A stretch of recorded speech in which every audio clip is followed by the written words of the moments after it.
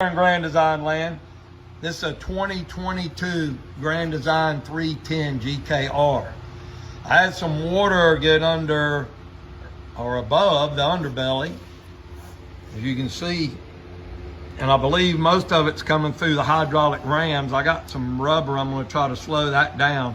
Just had the slipper springs installed, but I had a question. I saw where Dustin did a video on the back of these sawtooths rotting out, the back wall coming loose, and I was curious as to water wicking, because the way they have this tucked, this is for the hitch, the bar here, it goes up under here, then you have a piece of trim that's screwed on the back here.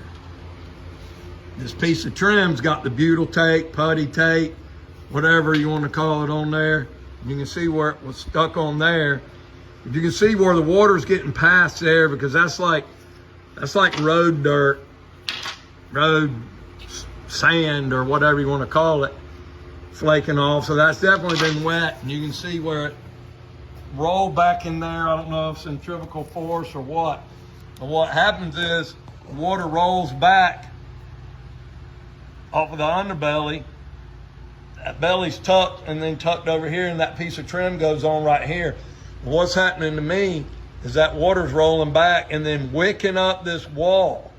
I think it'll be better to stop the underbelly over here and come and cut it off.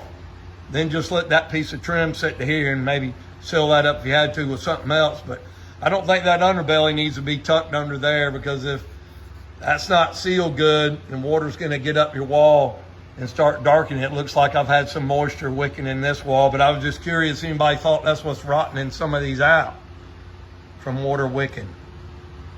All right, let me know what y'all's thoughts are. Thanks.